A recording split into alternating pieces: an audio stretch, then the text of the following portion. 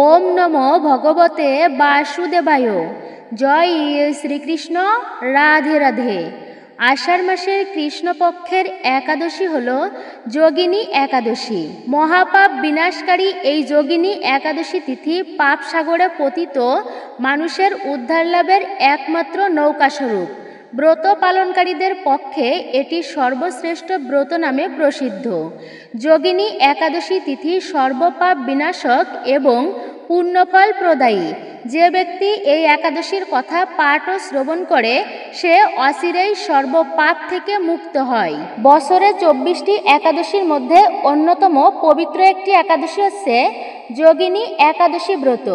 যে একাদশী ব্রত পালন করলে স্বয়ং ভগবান বিষ্ণু তার প্রতি খুবই প্রসন্ন হন।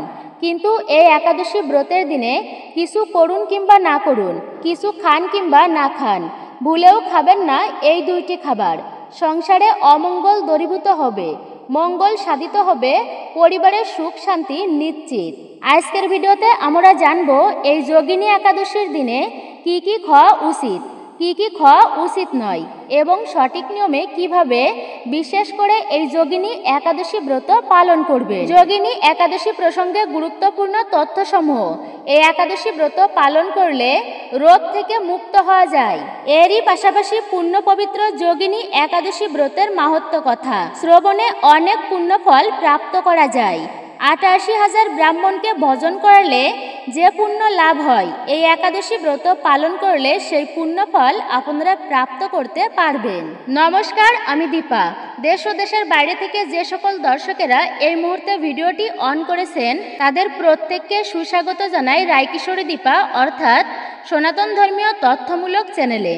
আমি সর্বদা চেষ্টা করি সনাতন ধর্মের এরকমই সকল গুরুত্বপূর্ণ বিষয় প্রসঙ্গে আপনাদের সামনে উপস্থাপন করতে। আসুন কিছুক্ষণ সময় প্রত্যেকে একসঙ্গে ধৈর্য ধরে আজকের এই গুরুত্বপূর্ণ তথ্যসমূহ বিষয়ে আমরা বিস্তারিত জেনে নিই। ভিডিওটি শুরু থেকে শেষ পর্যন্ত দেখে বা মনোযোগের সহিত শ্রবণ করে যদি আপনাদের ভালো লেগে থাকে অবশ্যই ভিডিওতে একটি লাইক করবেন। কমেন্টে ভক্তি, ভালোবাসা ও শ্রদ্ধার সহিত জয় শ্রীকৃষ্ণের জয় অথবা আপনার গুরুদেবের নামটি একটি বারের জন্য হলেও লিখে জানাবার জন্য অনুরোধ রইল। চ্যানেলে নতুন হলে অবশ্যই চ্যানেলটি সাবস্ক্রাইব করবেন, পাশে থাকার নোটিফিকেশন বেল বাটনটি অল করে দিবেন। আশা করছি আপনি উপকৃত এবং সমৃদ্ধ হবেন। তাহলে চলুন শুরু করি আজকের ভিডিওটি। একটি মাসে 2টি করে একাদশী ব্রত পড়ে। মাসের মধ্যে শ্রেষ্ঠ দিন মনে করা হয় এই একাদশী ব্রতের দিনকে এবং এই একাদশীর সময়ে ভগবানের সেবা করাকে সর্বোত্তম বলা হয়েছে। যেমন সোমবার শিবের দিন, বৃহস্পতিবার মা লক্ষ্মীর দিন, শনিবার এই শনিবার দিনটি হচ্ছে শনিদেবের দিন। এই সময়ে শনিদেবের পূজা অর্চনা করলে শনিদেব সেই ব্যক্তির প্রতি খুবই প্রসন্ন হয়। কিন্তু ভগবান বিষ্ণু যিনি সমস্ত দেবতাদের ঊর্ধ্বে, পরম পিতা পুরুষোত্তম যিনি জগতের পিতা, তার উপাসনা করা বিশেষ করে একাদশীর সময়ে এটিকে খুবই শুভ এবং মঙ্গলময় বলা হয়েছে। কথা প্রসঙ্গে একটি কথা না বললেই নয়। আচ্ছা ধরুন প্রবাসীর কথাই বলি। বেশিরভাগ ক্ষেত্রে এমনটা হয় যে প্রবাসীরা কত কষ্ট করে সবার থেকে দূরে গিয়ে দিনের পর দিন কঠোর পরিশ্রম করে টাকা পাঠায় পরিবারে, কিন্তু বাড়ি যত দেবেন আর আপনাকে ততই ভালোবাসবে, পছন্দ করবে। কিন্তু একটা সময় গিয়ে আপনি একটুকু ভুল করবেন, দেখবেন সবাই আপনাকে ভুলে যাবে। এটাই জগতের নিয়ম। আপনি একটা ব্যক্তিকে যত দেন, যতই উপকার করেন, একটুকু ভুল করবেন সে আপনার সমস্ত উপকারের কথা ভুলে যাবে। ভগবান কিন্তু তদ্রূপ নয়। আপনি শত খারাপ করেন ভগবানের সাথে, আপনি যত রাগ, মান, অভিমান, দোষারোপ যাই করুন না কেন, কিন্তু একটা সময় আপনি যদি একটুকু হলেও ভগবানের জন্য কিছু করে থাকেন তা কিন্তু কখনোই ভগবান ভোলে না, কখনো বিফলে যায় না আপনার সেই একটুকু সেবা। যদি কোনো ব্যক্তি স্বল্পমাত্র ধর্মের অনুষ্ঠান করে, তা মহান ভয় থেকে পরিত্রাণ করে, সেই ব্যক্তি অন্তিমে আমাকে প্রাপ্ত করে। এই জন্য বলার উদ্দেশ্য হচ্ছে ভগবানের সেবা করেন। জগতে আমরা যত বন্ধু বান্ধব, আত্মীয় পরিজন দেখি না কেন, একদিন কেউ থাকবে না। আজ আমাদের কর্মক্ষমতা আছে, কর্ম করছি, শরীরে বল রয়েছে, একটা কথা বলতে ভয় পাই না, যে কোনো কারোর সাথে হট্টগোল বাঁধিয়ে দেন। কিন্তু মনে রাখবেন এমন একটা দিন আসবে যে শরীরের ওই বল আর কিন্তু একদিন কাজ করবে না, শারীরিক শক্তি একদিন থাকবে না। আজ হয়তোবা আপনার অনেক প্রাচুর্য অর্থ সম্পদ রয়েছে, যে অর্থের অহংকার করি আমরা, একদিন সেই অর্থ, সেই টাকা পয়সা আমাদেরকে রক্ষা করতে পারবে না। একদিন আত্মীয় স্বজন সবাই বসা থাকবে, তাদের মধ্য ছেড়ে চলে যেতে হবে আমাকে। তাই জন্য প্রত্যেকের জীবনে একটুকু সময় দিয়ে ভগবানের সেবা করা উচিত। 24 ঘন্টার মধ্যে 5 মিনিট হলেও ঠাকুর পূজায় সময় দেওয়া উচিত, ধর্মীয় উপাসনালয়ে সময় দেওয়া উচিত। বিশেষ করে এই যে যোগিনী একাদশী ব্রত প্রত্যেকের পালন করা উচিত। সনাতন ধর্মাবলম্বীদের 8 থেকে 80 বছর বয়স পর্যন্ত একাদশী ব্রত পালন করা উচিত। এবং এই একাদশী ব্রত পালন করলে কি হয়, কেননা যে ব্যক্তি একাদশী ব্রত ভক্তি শ্রদ্ধার সহিত পালন করে, ভগবান বিষ্ণুর উপাসনা করে, স্বয়ং ভগবান তাকে কৃপা করেন এবং সেই ভক্তের কখনো নরকে যেতে হয় না। যমরাজ নিজে তার যমদূতদের বলেছেন, শুনে রাখো তোমরা যমদূতগণ, যেখানেই তোমরা একাদশী ব্রত পালনকারীকে অর্থাৎ ভক্তকে দর্শন করবে, তুলসীর মালা গলায় বা তুলসী মালা গলায় ধারণকারী যে কোনো ব্যক্তিকে বা ভক্তকে যদি তোমরা দর্শন করো, দূর থেকে তাদেরকে প্রণাম করে চলে আসবে।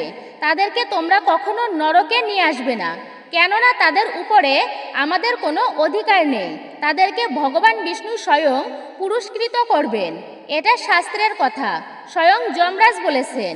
তাই অবশ্যই আমাদের প্রত্যেকের একাদশী ব্রত পালন করা কর্তব্য, পালন করা উচিত। জীবনে আমরা যারা মঙ্গল কামনা করতে চাই, মাঙ্গলিক ক্রিয়াকর্ম অনেক কিছুই আমরা করে থাকি, তাদেরকে বলবো আপনারা কিছু করতে পারেন কিংবা না পারেন, অন্তত পক্ষে একাদশী ব্রত পালন করুন। অনেকের সংসারে রয়েছে প্রচুর পরিমাণে দারিদ্রতা।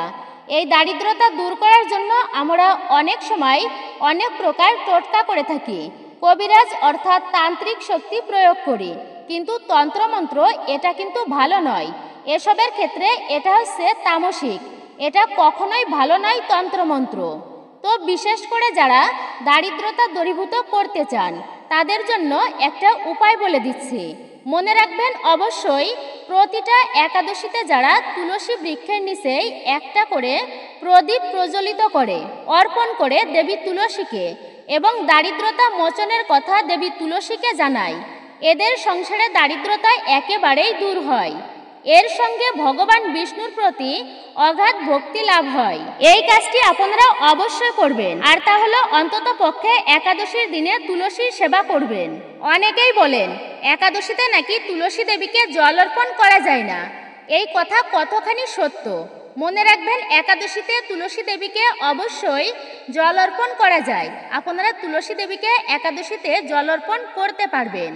অনেকে আবার যুক্তি দেখায় যে তুলসী দেবীও তো একাদশী ব্রত পালন করে, সেক্ষেত্রে তুলসী বৃক্ষের নিচেই জল অর্পণ করলে তুলসী দেবীর একাদশী ব্রত ভঙ্গ হয়ে যায়, আর তুলসী দেবী তো নির্জলা ব্রত করে, কিন্তু এটা কোনো শাস্ত্রে বলা হয়নি। তুলসী দেবীকে অবশ্যই জল অর্পণ করা যাবে। আচ্ছা একবার ভেবে বলুন তো, একাদশীর দিনে কি আমরা স্নান করি না?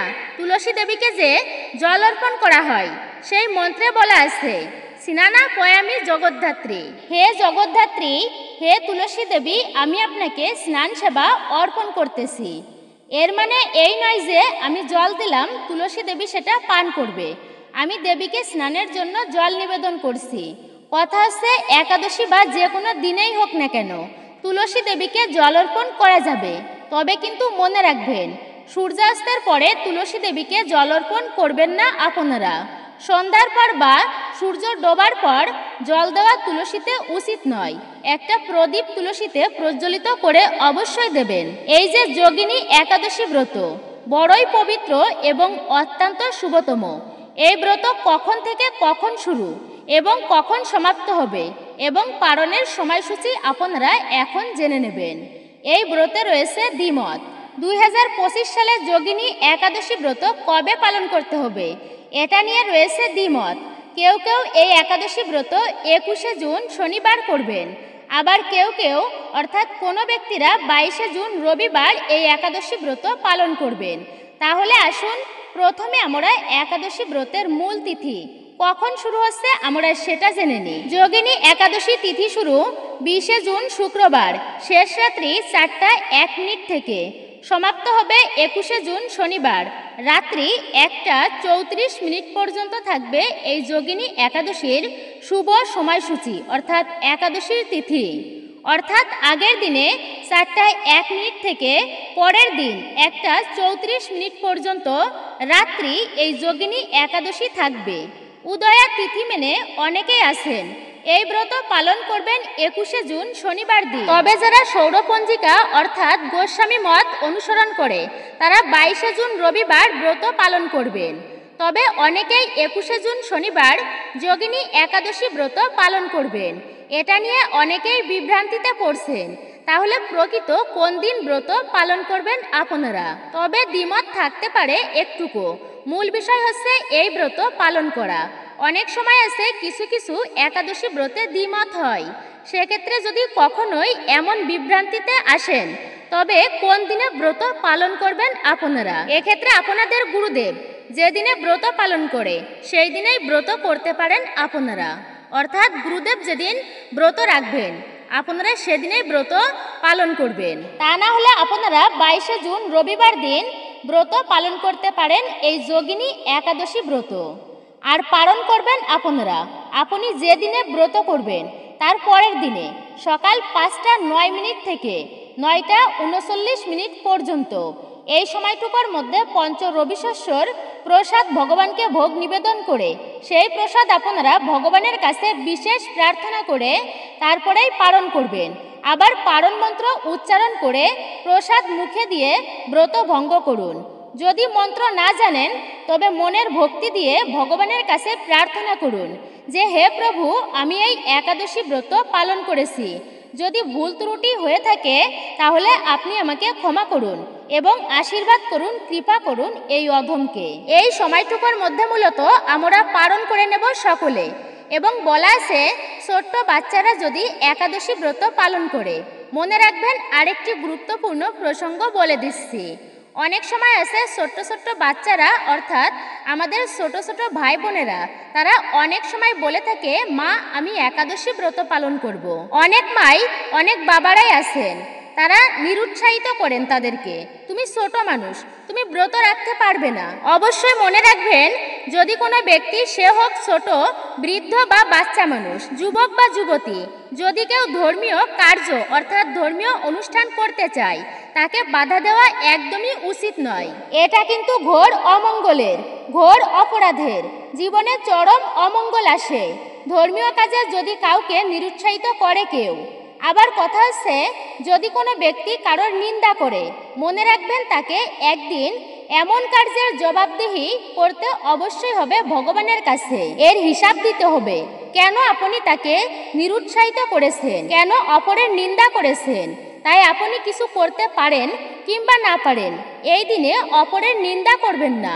তাই কেউ যদি একাদশী ব্রত পালন করতে চায় কখনোই তাদেরকে নিরুৎসাহিত করবেন না। বাচ্চারা ব্রত করলে যেভাবেই হোক পরিবারের উচিত তাদের কিছু ফলমূলের ব্যবস্থা করে দেওয়া যাতে তাদের কষ্ট না হয়। তারা যে ব্রত করছে এতেই তাদের উৎসাহিত করা উচিত। কিন্তু অনেক সময় দেখা যায় বাচ্চাদেরকে এমনভাবে বলা হয় তাতে ওরা ভেঙে পড়ে, তখন আর মন চায় না যে ব্রত করি। ছোট্ট মানুষ যতটুকু পালন করে আমাদের আরও চেষ্টা করা উচিত তারা যেন ভালোভাবে ব্রত সম্পূর্ণ করতে পারে, তাদেরকে উৎসাহ দেওয়া উচিত। বিশেষভাবে বলছি যদি কেউ একাদশী ব্রত করে ভগবানের নাম জপ করে তাদের টিটকারি করবেন না। অনেকেই আছেন ব্রত করেন না অথচ কে কি করলো, কেমনভাবে ব্রত করেছে তাদের নিয়ে সমালোচনা শুরু করে, নিন্দা করে। এটা কখনোই কিন্তু উচিত নয়। এটা ভালো কার্য নয় নিন্দা করা, সমালোচনা করা। এবং এই সময়ে এটা হচ্ছে শুভ যোগিনী একাদশী ব্রত। এই দিনে ভুলেও বেশি বেলা করে ঘুমাবেন না। প্রভাতে যে সমস্ত ব্যক্তিরা শয্যা ত্যাগ করে স্নান করে, মনে রাখবেন সূর্যোদয়ের আগে আমাদের স্নান করতে হয়। এই সময়ে যারা স্নান করে তাদের মস্তিষ্ক ভালো থাকে, তাদের শারীরিক ক্ষেত্রে অনেক রোগব্যাধি থেকে মুক্ত থাকে এবং প্রভাতকালের বা খুব সকালবেলার হাওয়া শরীরে লাগানো এটা খুবই ভালো। এই জন্য সকলের উচিত সকালবেলা স্নান করে শুচি শুদ্ধ হয়ে অন্তত পক্ষে এই একাদশীর দিনে ভগবানের জন্য কিছু পুষ্প চয়ন করা, অন্তত পক্ষে এইটুখানি হলেও এই সেবাটা করা উচিত। ঠাকুরকে ভগবানকে পুষ্প এই দিনে বিশেষভাবে অর্পণ করা, এতে একটুকু হলেও ভগবানের কৃপা লাভ হয়। প্রভাতে অবশ্যই স্নান করবেন, অথবা বেশি বেলা করে স্নান করবেন না এই যোগিনী একাদশী ব্রতের দিনে। এরপর হচ্ছে এই দিনে অবশ্যই আপনার সাধ্যমতো দান করবেন। যদি সংসারে দারিদ্রতা থাকে সেক্ষেত্রে বলবো সেই দারিদ্রতা মোচনের জন্য অবশ্যই দান করুন। যে ব্যক্তি এই শুভ এবং পবিত্র দিনে দান করে অপরকে, এই দানের মহিমা শাস্ত্রে অপার, দানে মহাপুণ্য। একজন ব্রাহ্মণের স্ত্রী তার স্বামী অর্থাৎ ব্রাহ্মণ কখনো কাউকে দান দিত না। খুবই কিপটা ছিল সেই ব্রাহ্মণ। একদিন একজন ভিখারি তার বাড়িতে ভিক্ষা চাইতে গেল। সেই দিনটি ছিল শুভ দিন, একাদশীর মতো কোনো শুভ দিনে। ব্রাহ্মণ পত্নী ভাবল স্বামী তো দান করে না, সে যদি দেখে তবে বাধা দেবে। তাই ঘরের পিছনের দরজা দিয়ে সেই ব্রাহ্মণের স্ত্রী দান করেছিল দরিদ্র ভিখারিকে কিছু চাল এবং ডাল। এর ফলে কি হয়েছে, যেহেতু সে শুভ দিনে দান করেছে, ব্রাহ্মণ দেখেও বাধা দেয়নি। পরবর্তীতে যখন ওই ব্রাহ্মণের মৃত্যু হলো, যমদূত নরকে নিয়ে গেল এবং যমরাজ চিত্রগুপ্তকে জিজ্ঞাসা করল, এর কর্মের হিসাব কেমন দেখো তো একবার চিত্রগুপ্ত, জীবনে এই ব্যক্তি ভালো কর্ম আছে কিনা এর। তখন দেখল চিত্রগুপ্ত যে সে কখনোই ভালো কাজ কর্ম করেনি জীবনে, কিন্তু একটা শুভ দিনে তার স্ত্রী দান করেছিল, সে দেখেও বাধা দেয়নি। এই কারণে তার মহাপুণ্য হয়েছে, সমস্ত পাপ থেকে সে মুক্ত হয়েছে, আর এরই প্রভাবে তার দিব্যলোকে স্থান হলো। এটা বলার উদ্দেশ্য হচ্ছে প্রত্যেকে অবশ্যই দান করবেন, দান করা উচিত। দরিদ্রকে সামর্থ্য অনুযায়ী অবশ্যই দান করবেন, দান করা উচিত, কিন্তু দান হচ্ছে মহৎ কার্য। উপলক্ষ হলেও একজন মানুষের কারণে যদি 10 জন ব্যক্তি একটুকু ভালো করে একটুকু হলেও চলতে পারে, এটা যে কত বড় ভালো কর্ম তা বলার অপেক্ষা রাখে না। আসলে ভালো কর্মে অনেক আনন্দ হয়। পুণ্য দিয়ে কি হবে, জগতে জীবের সেবা করা, এর মাধ্যমে মনের যে প্রশান্তি, এটা পুণ্যের থেকেও মহান কিছু। শুধু যে অর্থ টাকা পয়সা দিয়েই সাহায্য করতে হবে এমনটা কিন্তু নয়। আপনার সামর্থ্য নেই টাকা পয়সা দিয়ে সাহায্য করার, আপনি বিভিন্নভাবে চেষ্টা করলেই একটুকু সাহায্য করতে পারবেন দরিদ্র মানুষকে। অসুস্থদের সেবা করার মাধ্যমেও অনেক বড় প্রাপ্তি হয় জীবনে। অনেকেই আছেন দান করার পরে অহংকার করি, আরে আমার দয়াতে তারা বেঁচে আছে, আমি 5 জনকে চালাচ্ছি, আমার টাকা পয়সা অর্থ দিয়ে আমি সাহায্য করেছি তাই তারা চলতে পারছে, ভালোভাবে খেতে পারছে। মনে রাখবেন, এমন কোনো অহংকার করা কখনোই উচিত নয়। টাকা পয়সা অর্থ আজ আমার আছে, কাল তা অন্য কারোর হয়ে যাবে ভগবানের কৃপায়। তবে কেনই বা আমি বা আপনি এত অহংকার করব? কিসের এত অহংকার করি আমরা বলুন তো? সবকিছুই তো অন্যের দান, নিজের জীবনটা স্বয়ং ঈশ্বরের দান। আজ ভালোভাবে চলছেন সেটাও তার কৃপায়। মূলত এই দিনে দান করা অবশ্যই আমাদের উচিত, কিন্তু দানে কখনো অহংকার করবেন না। আমরা একাদশী ব্রত করি, কিন্তু ব্রত করে ভগবানের পূজা করি না, আজে বাজে কথা বলে বেড়াই, ভক্ত সঙ্গ করি না। কিন্তু আমাদের উচিত একাদশী ব্রত করে অবশ্যই ভক্ত সঙ্গ করা, সাধু সঙ্গ করা, দিনটি ভক্ত সঙ্গে কাটানো এবং বিশেষভাবে এই যোগিনী একাদশী ব্রত করে ভগবানের পূজা করবেন। অথবা একাদশীর দিনে সন্ধ্যাকালে একবার হলেও মন্দিরে আসুন, ভগবানকে দর্শন করুন। বলা আছে ভগবানের পূজা করা এবং যারা দর্শন করে তারা দুজনেই সমফল প্রাপ্ত করে, বরঞ্চ পূজা করার সময় অপরাধ হয় অনেক ভুলের কারণে, কিন্তু যারা দর্শন করে তাদের কোনো অপরাধ হয় না। ভগবানের বিগ্রহ দর্শন, তার পূজা দর্শন করা, এটা খুবই মঙ্গলময় বলা হয়েছে। আর যদি তা শুভ দিনে হয় তবে আরও মঙ্গলময়। একাদশী ব্রত ভগবান শ্রীকৃষ্ণ পর্যন্ত দেখিয়েছেন আমাদের প্রত্যেকের একাদশী ব্রত পালন করা উচিত, কিন্তু সেখানে আমরা কি করি? আমরা অনেকে আছি ব্রত পালন করি না। একবার মা যশোদা পর্যন্ত ভুল করে একাদশীর দিনে অন্ন রান্না করছিল। ভগবান কৃষ্ণ নিজে ব্রত পালন করত জগতের জন্য, ভগবান হওয়া সত্ত্বেও ব্রজবাসীরাও একাদশী ব্রত পালন করত। যশোদা দেবীর নন্দ মহারাজও একাদশী ব্রত পালন করত। কিন্তু ভুল করে সে জানতো না দেবী যশোদা যে আজকে একাদশী ব্রতের দিন। মা যশোদা অন্ন রান্না করছিল, কৃষ্ণ এসে দেখেছে। কৃষ্ণ রেগে গিয়ে বলল, মা তুমি আজকের দিনে কেন অন্ন রান্না করছো? তুমি জানো না মা আজকে একাদশী ব্রত? মা যশোদা বলল, না বাবা, আজকে তো একাদশী ব্রত, এটা আমি জানতাম না।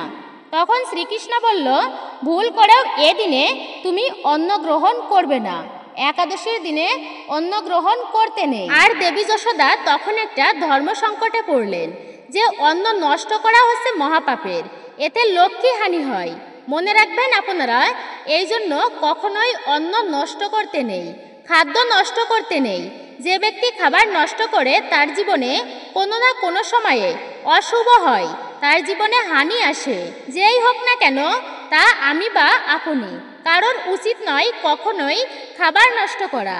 এতে লক্ষ্মীমাতা রুষ্ট হন এবং ভয়ঙ্করভাবে ক্রোধিত হয়ে যান, এমনকি গৃহ ত্যাগ করেন। তো অবশ্যই যশোদা দেবী দেখলেন খাবার নষ্ট করা, এতে লক্ষ্মী রুষ্ট হয়।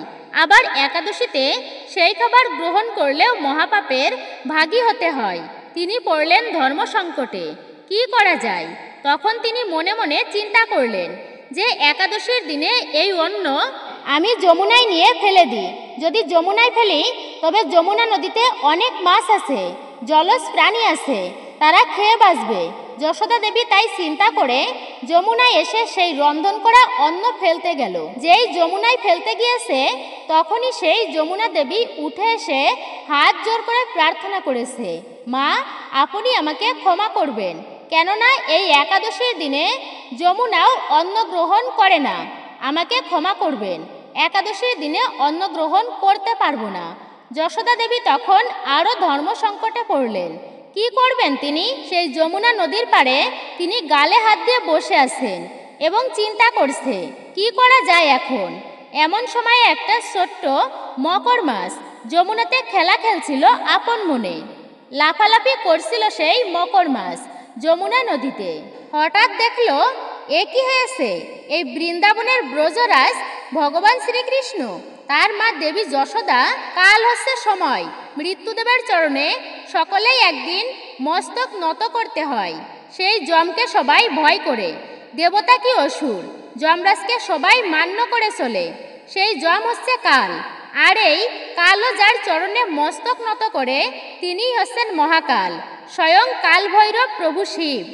আর শিব যার সাধনা করে তিনি হচ্ছেন ভগবান শ্রীবিষ্ণু, ভগবান শ্রীকৃষ্ণ, সমস্ত দেবতার আদি যিনি, পরম পুরুষোত্তম ভগবান শ্রীকৃষ্ণ।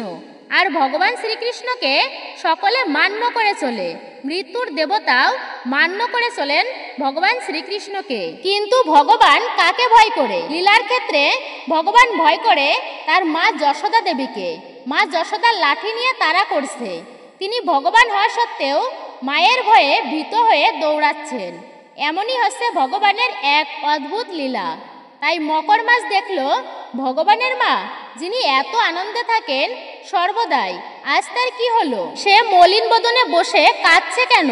প্রশ্ন করলো মকর মাছ, মা তুমি এত দুঃখিত হয়ে এখানে বসে আছো কেন? কি হয়েছে তোমার? দেবী যশোদা বলল, আরে মকর, কি যে বলি তোমায়, আজকে আমি একাদশীর দিনে অন্ন রান্না করেছি, কিন্তু যমুনা নদীতেও ফেলতে পারছি না, আবার এই অন্ন গ্রহণও করতে পারছি না, এতে যে মহাপাপের ভাগী হতে হয়। কিন্তু মকর, তোমার কাছে কি কোনো এর উপায় আছে? এই অন্ন আমি কি করতে পারি? মকর মাছ দেখলো এই তো একটা বিরাট সুযোগ ভগবান শ্রীকৃষ্ণের কৃপা পাওয়ার জন্য। মকর মাছ বলল যে, মা আমি এই একাদশীর অন্ন গ্রহণ করতে পারি, তবে একটা শর্ত আছে। কি সেই শর্ত মকর? আমি এই অন্ন গ্রহণ করে নরকেও যেতে রাজি, যদি তোমার কৃষ্ণ কথা দেয় যে আমার নরক ভোগ করার পরে সে তার বাঁশির মাথায় আমাকে স্থান দেবে, তবে আমি এই অন্ন গ্রহণ করব। তখন যশোদা দেবী কৃষ্ণের কাছে গিয়ে সমস্তটা বলল। ভগবান শ্রীকৃষ্ণ বললেন, তথাস্তু, কেননা মকর মাছ জানতো যে ভগবান শ্রীকৃষ্ণের বাঁশি, সে যখন বাঁশি বাজাতো ত্রিভুবন মোহিত থাকতো। যেমন নারদ মুনি যখন নারায়ণ গান করে সকলেই অবাক হয়ে নারদের দিকে তাকায়। নারদ ভালো সঙ্গীত বিদ্যা জানে। তো শ্রীকৃষ্ণ হচ্ছেন সমস্ত সঙ্গীত এবং জ্ঞানের অর্থাৎ সর্বকিছুর উৎস স্বরূপ তিনি। তখন ভগবান শ্রীকৃষ্ণ তিনি যখন বাঁশি বাজায়, তার বাঁশি হচ্ছে তিনটা। একটা বাঁশি হচ্ছে মুরারি, বংশী এবং বেণু। মুরারির ধ্বনি হচ্ছে মোটা সুরের, বংশীর ধ্বনি মধ্যম এবং বেণুর ধ্বনি হচ্ছে চিকন। আর যখন কৃষ্ণ বেণুতে বাদন করে আর সেই যমুনা নদী পর্যন্ত তার গতিপথ ভুলে যায়, তখন হচ্ছিল জোয়ার। আর জোয়ারকে ঘুরিয়ে বেণুর সুরে যমুনা বইছে ভাটায়। গোবৎস তারা মায়ের স্তন পান করা ভুলে গিয়ে কৃষ্ণের বাঁশির সুর শুনে দুই নেত্র বন্ধ করে নয়ন থেকে অশ্রু বিসর্জন করে। আর ব্রজবাসীরা যেভাবেই থাকে শ্রীকৃষ্ণের বাঁশির সুর শোনা মাত্রই সেইভাবেই ভগবান শ্রীকৃষ্ণের কাছে ছুটে আসে। মনে রাখবেন, এটা দৈহিক মিলন নয়, এটা হচ্ছে আত্মার সহিত পরমাত্মার মিলন। আর এই মকর মাস এটা ভালো করেই জানতো, যদি আমি ভগবান শ্রীকৃষ্ণের বাঁশির মাথায় স্থান পাই তবে আমার জীবন ধন্য, সৌভাগ্যে পরিণত হবে। মুনি ঋষিরা পর্যন্ত যুগ যুগান্তর তপস্যা করে যে ফল প্রাপ্ত করতে পারে না, আজকে আমি এই পাপের অন্ন গ্রহণ করে শ্রীকৃষ্ণের সেই কৃপা লাভ করতে পারবো। তাই মকর মাস প্রথমে একাদশীর পাপের অন্ন গ্রহণ করে নরকে গিয়েছিল।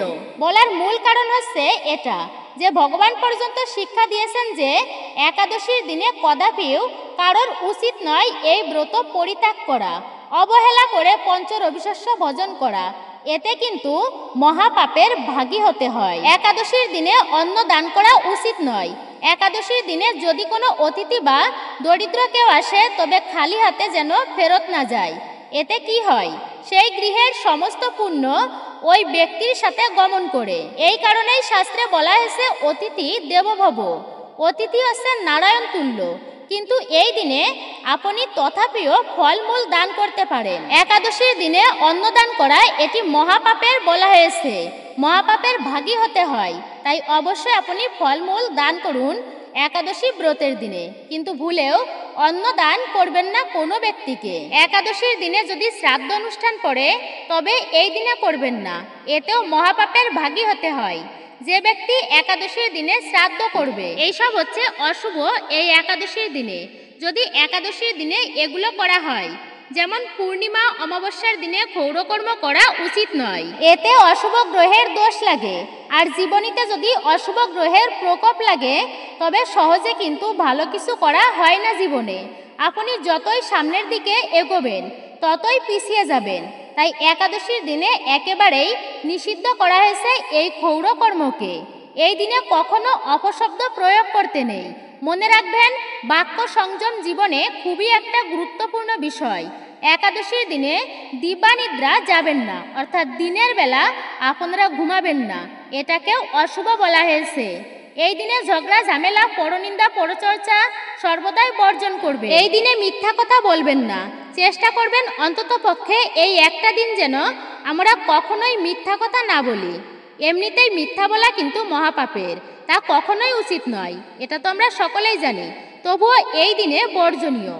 এই দিনে হরে কৃষ্ণ মহামন্ত্র অবশ্যই আপনারা জপ করবেন, অথবা গুরুদেব প্রদত্ত যে দীক্ষা মন্ত্র আপনি পেয়েছেন সেই মন্ত্র আপনারা জপ করতে পারেন, অথবা ওম নমো ভগবতে বাসুদেবায় এই মন্ত্রটিও 108 বার আপনারা জপ করতে পারেন।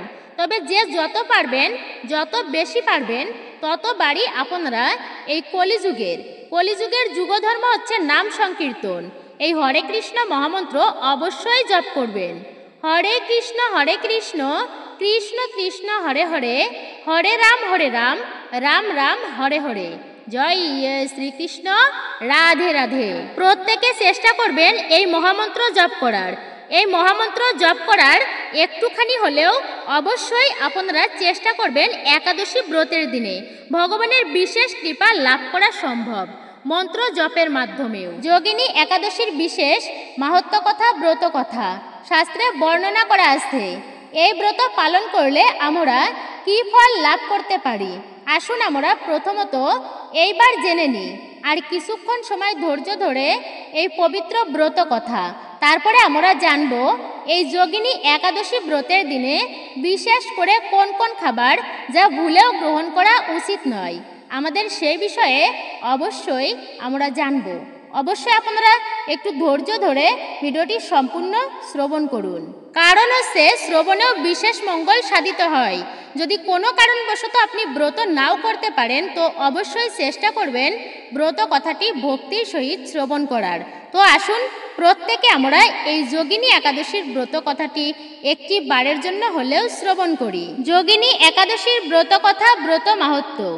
আষাঢ় মাসের কৃষ্ণপক্ষের একাদশী যোগিনী একাদশী নামে পরিচিত।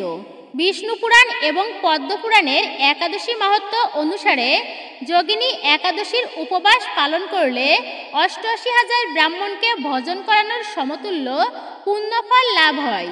যে একাদশী তিথি পালন করলে দেবী সাধক এবং ভক্তের মনের সংযম অর্থাৎ চিত্তবৃত্তি রোধ করে তাকে পৌঁছে দেন কৈলব্য ধামে। তিনি হলেন শ্রী শ্রী যোগিনী একাদশী দেবী। যোগিনী একাদশীতে বৈষ্ণব সমাজের লোকেরা উপবাস রাখেন এবং আচার অনুষ্ঠানের মাধ্যমে লক্ষ্মীনারায়ণের পূজা অর্চনা করেন। এরই পাশাপাশি শুভ কাজের সাফল্য লাভের জন্য বিশেষ ব্যবস্থা গ্রহণ করা হয় এই দিনে। ধর্মীয় বিশ্বাস অনুসারে ভক্তিপূর্ণ হৃদয়ে একাদশীর উপবাস করলে জীবনে কখনো অর্থের অভাব হয় না। যোগিনী একাদশী ভগবান বিষ্ণুর উপাসনার জন্য নিবেদিত। পদ্মপুরাণে যোগিনী একাদশীর কাহিনী হেমমালী যক্ষ এবং পুলস্ত মুনির মধ্যে সংলাপের আকারে বর্ণিত হয়েছে। ভগবান শ্রীকৃষ্ণ যুধিষ্ঠিরকে তার প্রশ্নের উত্তরে এই একাদশীর কথা বর্ণনা করেছিলেন।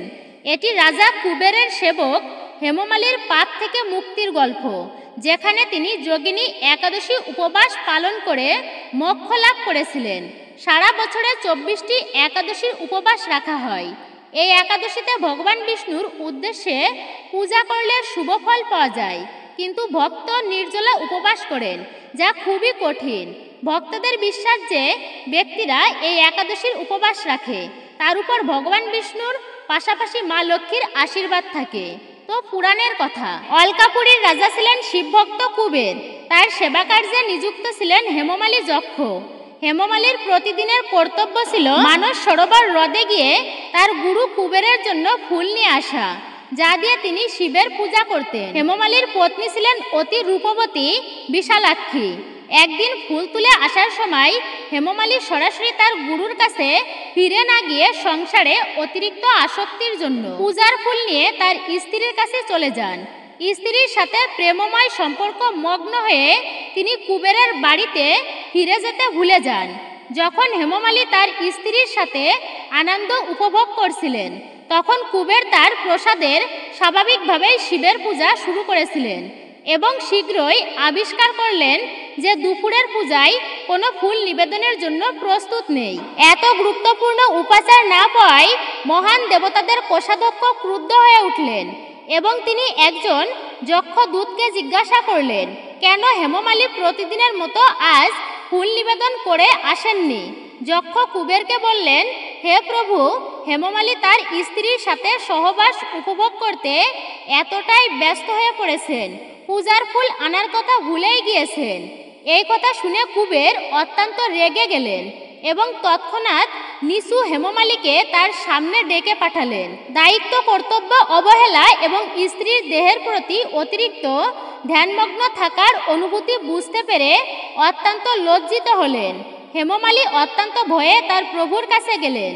হেমমালী প্রথমে প্রণাম করলেন এবং তারপর তার প্রভুর সামনে দাঁড়ালেন। কুবেরের চোখ রাগে লাল হয়ে গিয়েছিল এবং ঠোঁট ক্রোধে কাঁপছিল। অত্যন্ত ক্রোধে কুবের হেমমালীকে চিৎকার করে বললেন, ওহে পাপী বদমাইশ, ওহে ধর্মীয় নীতি বিনাশকারী, তুই আমার আরাধ্য শঙ্করকে অবজ্ঞা করে ভার্যাকে নিয়ে ইন্দ্রিয় তর্পণ করছিস। আমার অভিশাপে তুই শ্বেতকুষ্ঠ ব্যাধিতে আক্রান্ত হবি, পত্নীর সঙ্গে তোর বিয়োগ হবে।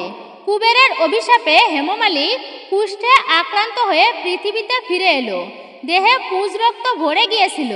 শ্বেত কুষ্ঠের ভয়াবহ যন্ত্রণায় অসুস্থ হয়ে পড়লেন। প্রবল কষ্টে তিনি জঙ্গলে ঘুরে বেড়াচ্ছিলেন, কিন্তু শিব ভক্তের প্রভাবে স্মরণ শক্তি ছিল তার প্রখর।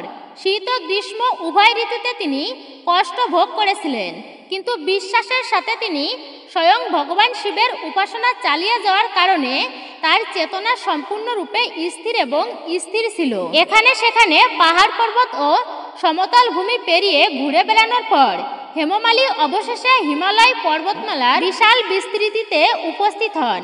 সেখানে তিনি মহান সাধু মার্কেন্ড ঋষির সংস্পর্শে আসার সৌভাগ্য লাভ করেন, যিনি ছিলেন শ্রেষ্ঠ তপস্বী, যার আয়ুষ্কাল ব্রহ্মার 7 দিন পর্যন্ত বিস্তৃত বলে জানা যায়। মার্কেন্ড ঋষি তার আশ্রমে শান্তিতে বসেছিলেন। দ্বিতীয় ব্রহ্মার মতোই তার উজ্জ্বল দেখাচ্ছিল। অত্যন্ত পাপী বোধ করে হেমমালী মহৎ ঋষির থেকে দূরে দাঁড়িয়ে বিনীতভাবে প্রণাম ও মনোনীত প্রার্থনা করলেন। সর্বদা অন্যদের কল্যাণে আগ্রহী মার্কেন্ড ঋষি কুষ্ঠরোগীকে দেখে তাকে কাছে ডেকে বললেন, ওহে, তুমি কি ধরনের পাপকর্ম করে এই ভয়াবহ দুর্দশা ভোগ করছো? বেদনার্ত ও লজ্জিত হয়ে বললেন, হে মুনিবর, আমি ভগবান কুবেরের একজন যক্ষ দাস এবং আমার নাম হচ্ছে হেমমালী। আমার প্রভু শিবের পূজার জন্য মানস সরোবর হ্রদ থেকে ফুল তোলা আমার প্রতিদিনের কাজ ছিল, কিন্তু একদিন আমি অবহেলা করেছিলাম এবং আমার স্ত্রীর সাথে শারীরিক সুখ উপভোগ করার জন্য কামুক আবেগে আসন্ন হয়ে পড়েছিলাম। যখন আমার প্রভু জানতে পারলেন যে আমি কেন উপাসনার দ্রব্য জোগাড় করিনি, তখন তিনি প্রচণ্ড ক্রোধে আমাকে অভিশাপ দিলেন। কিন্তু সৌভাগ্যবশত আমি আপনার দেখা পেয়েছি। আমাকে দয়া করে আশীর্বাদ করুন, কারণ আমি জানি যে আপনার মতো ঋষিরা পরমেশ্বর ভগবানের মতোই করুণাময় এবং সর্বদা তাদের হৃদয়ে অন্যদের স্থান দেয়। হে ঋষিগণ, দয়া করে আমাকে সাহায্য করুন। হেমমালী কৃতজ্ঞতায় মাটিতে লুটিয়ে পড়লেন এবং বারবার তাকে বিনীত প্রণাম জানালেন। মার্কেন্ডীয় ঋষি হেমমালীকে তার পায়ের কাছ থেকে তুলে নিলেন। তাকে বললেন, সামনেই আষাঢ় মাসের কৃষ্ণপক্ষের একাদশী, যা যোগিনী একাদশী নামে পরিচিত। হেমমালী, তুমি যদি ভক্তি ভরে কর্তব্য পরায়ণতার সাথে একাদশীর উপবাস পালন করো, তবে এর প্রভাবে তুমি আবার একজন সুদর্শন যক্ষ হয়ে উঠবে। মহর্ষির কথা শুনে হেমমালী ব্রতের নিয়মাবলী জেনে যথাযথভাবে যোগিনী একাদশী ব্রত পালন করলেন, আর সেই ব্রতের প্রভাবে তিনি কুষ্ঠব্যাধি হতে মুক্ত হলেন। পুনরায় অলকাপুরীতে গিয়ে স্ত্রীর সঙ্গে মিলিত হলেন। ভগবান শ্রীকৃষ্ণ সর্বশেষে বললেন, তাহলে হে যুধিষ্ঠির, তুমি সহজেই বুঝতে পারছো যে যোগিনী একাদশীর উপবাস অত্যন্তই শক্তিশালী এবং শুভ। 88,000 ব্রাহ্মণকে খাওয়ানোর মাধ্যমে যে পুণ্যফল লাভ হয়, তা কেবল যোগিনী একাদশী কঠোর উপবাস পালনের মাধ্যমেও লাভ করা সম্ভব। তা লাভ হয় যে ব্যক্তি এই পবিত্র যোগিনীর একাদশী উপবাস করে, তাকে একাদশী দেবী অতীতের পাপের স্তূপ ধ্বংস করে ধার্মিক করে তোলেন। হে রাজা, আমি তোমাকে যোগিনী একাদশীর পবিত্রতা ব্যাখ্যা করেছি। যোগিনী একাদশীতে ভগবান বিষ্ণুর পূজা করার বিধান রয়েছে। এরই সঙ্গে সঙ্গে অশ্বত্থ গাছেরও পূজা করা উচিত। এই দিনে সকালে ঘুম থেকে উঠে স্নান করা উচিত। এরপরে হলুদ পোশাক পরা অত্যন্তই শুভ। তারপর ভগবান বিষ্ণুর ধ্যান করুন এবং উপবাসের সংকল্প নিন।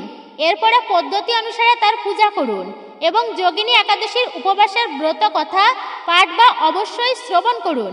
এরপরে শ্রীহরির বিষ্ণুর আরতি করুন। এই দিনে আপনি অভাবী লোকদের খাবার এবং সাধ্যমতো দান করতে পারেন। এতে ভগবান অত্যন্তই সন্তুষ্ট হবেন আপনার প্রতি। তবে কিন্তু ভুল করেও আপনারা অন্ন অর্থাৎ পঞ্চরবিশস্য কাউকে দান করবেন না এই দিনে। আশা করছি প্রত্যেকেই বুঝতে পেরেছেন এই যোগিনী একাদশী ব্রত পালন করলে আমরা কি ফল প্রাপ্ত করতে পারি।